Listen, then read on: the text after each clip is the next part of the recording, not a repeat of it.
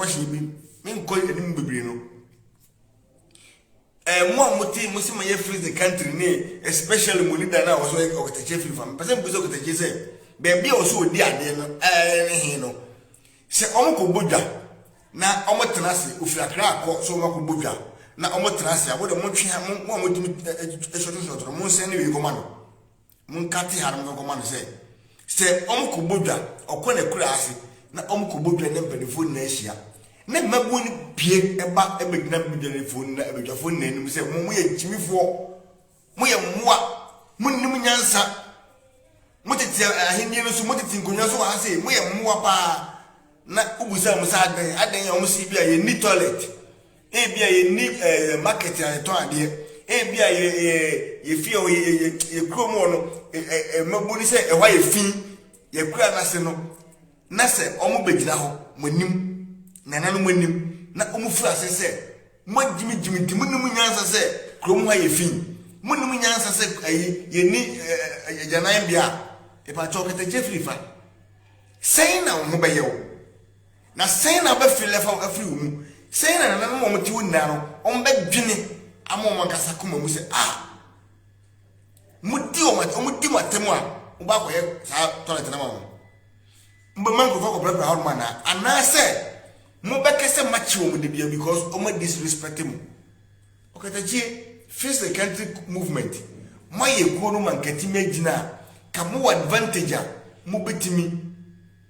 yeah a good question na magusa no minia ali a very good question pa say o dia me say imagine that's what make o hin bie ni ho mo a ne manfo mo bodwa na even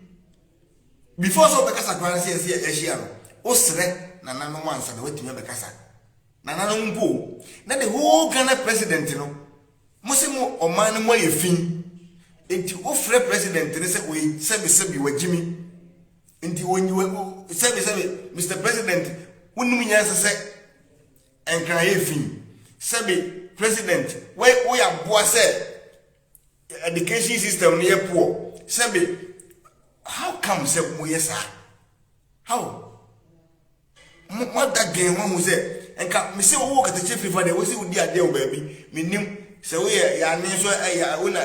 ajanan so hiu se wona baby o mu je o nan na o mo bo ajanan so hiu dia me nim ahen ye ku odie ana me nim ni patitru di pa cross o kro mu a wo firi no ene ahen ye ku a wote so me nim ade ko dia o ye de bo a wo krofo na se wo kro manfo ni hu se wote social media dimpen di fotem se shen krofo kutupa se mu nimpe ni fotem na no na be mo man asesa me kacha mu ne kosi wachina e be bo man ne form because now president no ene ne vice nimpe ni fo a omwo Ghana no wo mo de egufuo ahyomu ya obi hyomu se obetimi ato mobile phone ikwa da ma obi a woni so to mobile phone ndi mawa obeka se atemdidi obedi diye ni nti ana ma wo akoto phone dia brew into one ye wadwe ho hai pa ne bet me ko papa ni mu se papa me go school me school ta ga tindi papa won nyansa se matale ntotete papa wajimi pa ndu mu se matale no me kwa na nkofo sere me na papa ade o kai na de tinya no afasika na okoto ta de ma ho wati bida wa mu bida e bi si da na o sa ta me ko no o papa de wo ya obeshin na obedi wo ya no be dume wo e wona kuma every day sa word na use man waje be dume wo ade na mo ye no e de ya wodi aba champagne fo ni mu o ma ye ho se okoto sa boagira mo da ho aboagira mo so okoto so da ho na wo bu na ni o ye na ni san na wo bu na ni prepre ba bi o da na akrama da ho na so wo pa emenya wadwen se agyinamoa no ohun de krama na hunu wo hu pa emenya wadwen da se ohun de krama na hunu opo wo no enti mopo ni na no wo se agyinamoa da hodin mabwako anasa de kode nyana dwen se oba no so na hwe action se agyinamoa no beteki ba krama be posa asa ne se papa bo so no udane no dwan ebi na mo ye no mun na mo ye hufuo but masoma no se mo bi dimpenifo atem mo bi di o matem na o ma na ye enyi da o man no me say mo amudi animu okatachie Captain Smart ben mo shade we say wo hu nyansa ben mo shade nyansa fiase e ba o dimpenifo na tem ma mo fe do hu say no o say na no say de atem de din ko mo dia ma say followers no eni tinti no eso fiase ete eso nya fiase ente ye eso nya on de say de wo fiase say o mo limit atem de die no o mo nyai o tena hoti o no atena ho pi kai say wonno ubedini papa temu a enye ne deda ya mbetwa okai wakasa good pa aba no pa wasem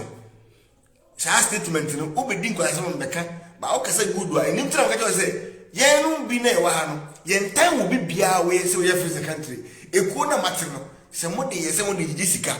ne de pemputu djuma o Ghana me ne first person ka me support ba say ye nti ko ni diatem for no reason. How come say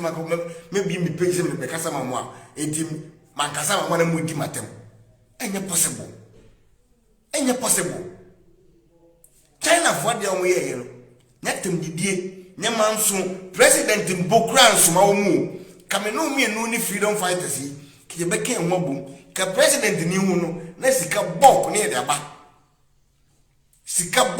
aba adenya ye wa kwanto mu so ya hu se o man no baaye no wa free mapa bi ase a wo ye but wa ho de ne wo fom wonko a wontimi enti ye pese ye so ye kakra de de bua o na emom sika we eri aba ne de ye pese ye hu se sika we djuma we na edi na face the country movement no ye din ye den edaso you see e ma obi adwe mu da leaders na die ni mu no entrance ne ye nya obi ti se Wahabu se why the way I not respected that man. Eko David page so na okasa anyhow. Okasa the whole Ghana the man obet me 1 seconds. Na say was obet me 1 week. I Ghana na ye. Look at you. Obet me 1 week I Ghana na ye. Obet na chire I said that me no a black is by say the show say afi hu left and right. Ni nipa no kra ka ho a no mbebu o man no wonim Ghana ho nipa no kra ka ho a wo be pa wo say wo no be control man no o me be ma mo sisi fo our habo inti sama wo ka no a wo support sa angrofo we no mu a musi o mu niatam ne enya wo hempon a ne nipa bu ni Ghana papa we wuti ne din a ene o mu ni nipa bia o do ma ho bi wunti ono so ohimpopo mua abetra social media se me support sebe ensim hunu sebe atemdidie na ne be o mane tumpon na yemfre sa omo mu didi atam no enko aban frɛ wo na omusa omunum asem na ompe bibi fema wo wo ye ohim papa